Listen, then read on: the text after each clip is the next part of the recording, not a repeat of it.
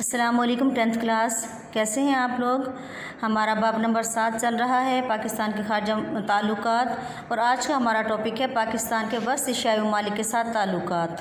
یہ صفحہ نمبر 44 اور 45 پر ہے اور یہ آپ کا تفصیلی سوال نمبر 8 ہے۔ وسط ایشیائی ممالک جن میں Azerbaijan, Uzbekistan, Tajikistan, Turkmenistan, Kazakhstan اور قرغیزستان شامل ہیں۔ 1991 یعنی 1991 میں یہ ریاستیں متحدہ روس سے علیحدہ ہو کر آزاد ریاستیں بنیں۔ پاکستان نے ان ممالک کے مسائل حل کرنے میں گہری دلچسپی لی۔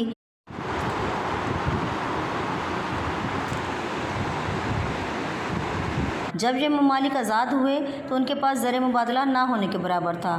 پاکستان نے ان ممالک سے مال کے بدلے مال کے طریقے سے تجارت شروع کی اور ان کے غذائی اجناس کو پورا کیا۔ پاکستان نے ان سے متعدد معاہدات کیے، یعنی کہ کئی معاہدے ہوئے اور صنعت کے فروغ میں ان کی مدد کی۔ پاکستان سے ان ممالک کے تعلقات کی تفصیل یہ ہے۔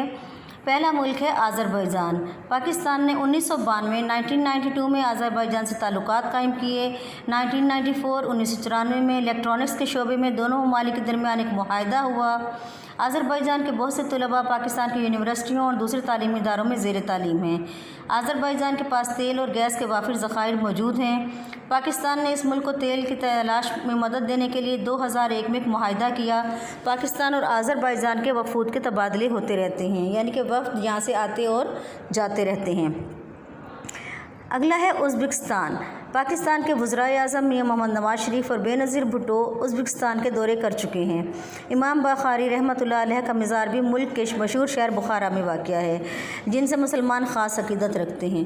مسلمانوں کی عقیدت کی وجہ یہ ہے کہ ہماری جو حدیث کی جو مستند کتاب ہے اور سب سے پہلی کتاب مانی جاتی ہے حدیث کی، اس کا نام ہے صحیح بخاری، اور اس کے مؤلف جو ہیں وہ امام بخاری ہیں۔ اس وجہ سے مسلمانوں کو امام بخاری سے خاص عقیدت ہے۔ میاں محمد نواز شریف نے اپنے دورہ ازبکستان کے دوران امام بخاری کے مزار کی مرمت کے لیے $50,000 کا عطیہ دیا۔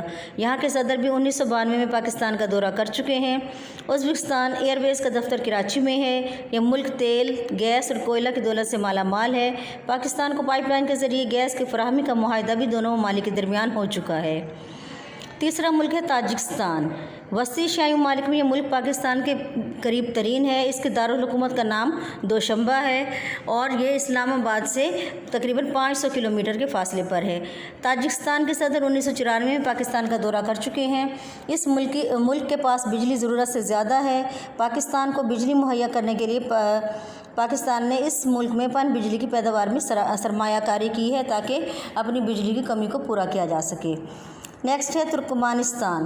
ترکمانستان کا صدر 1994 میں پاکستان کا دورہ کر چکے ہیں۔ دونوں ممالک کے درمیان مختلف شعبوں کی ترقی کے لیے کئی معاہدات ہو چکے ہیں۔ پاکستان اس ملک کو اشیاء خوردنی یعنی کھانے پینے کی اشیاء فراہم کرتا ہے۔ 1996 میں 1996 میں ترکمانستان سے کوئٹہ تک گیس پائپ لائن بچھانے کا ایک معاہدہ بھی ہو چکا ہے۔ پانچواں ملک ہے قازقستان۔ یہ وسطی ایشیائی ممالک میں سے سب سے بڑا ملک ہے۔ پاکستان کے وزیر اعظم میاں محمد نواز شریف نے 1990 میں قازقستان کا دورہ کیا اور تجارت کے فروغ کے لیے مختلف معاہدات کیے۔ یہاں کے صدر بھی 1992 میں پاکستان کا دورہ کر چکے ہیں۔ پاکستان نے قازقستان کو سیمنٹ پلانٹ دینے اور مختلف صنعتیں لگانے میں مدد کرنے کے لیے متعدد یعنی کئی معاہدے کیے۔ قرغیزستان میں یورینیم کے وسیع ذخائر ہیں۔ پاکستان ایک ایٹمی طاقت ہے، اس لیے پاکستان کو اس ملک کے ساتھ تعلقات بڑھانے میں گہری دلچسپی ہے، کیونکہ ایٹم کے لیے یورینیم جو ہے اس کا ہونا بہت ضروری ہے۔ پاکستان کے وزیر اعظم بے نظیر بھٹو نے قرغیزستان کا دورہ کیا۔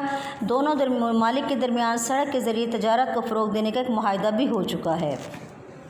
یہ تھے پاکستان کے وسط ایشیائی ممالک کے ساتھ تعلقات۔ یہ سارے ممالک جو ہیں یہ بہت چھوٹے چھوٹے ملک ہیں۔ ان کی جو ہے رقبہ پاکستان سے کئی گنا زیادہ ہے، لیکن ان کی آبادی بہت کم ہے۔ یہاں پر بہت سے ذخائر ہیں، معدنیات ہیں، خاص طور پر گیس جیسے ہو گئی، یا اس کے علاوہ تیل ہے، یورینیم ہے۔ اس چیز کی وجہ سے پاکستان کے قریبی ملک ہونے کی وجہ سے پاکستان اس سے بہت فائدہ لے سکتا ہے۔ ان کی اپنی کوئی تجارتی तजारती बंदरगाह नहीं है। इस वजह से पाकिस्तान इनको तजारत के लिए राहदारी फराहम करता है और इस तरीके से अगर ये सारे ममालिक पाकिस्तान के साथ मिलकर और पाकिस्तान इनके साथ मिलकर काम करता है तो दोनों सूरतों में फ़ायदा रहता है कि हम उनसे मादनियात हासिल कर सकते हैं और वो हमसे तजारत की राहदारी लेकर अपनी तजारत कर सकते हैं। और ये सवाल आपका सवाल नंबर 8 था, इसको तवज्जो से याद कीजिएगा। अल्लाह हाफिज़।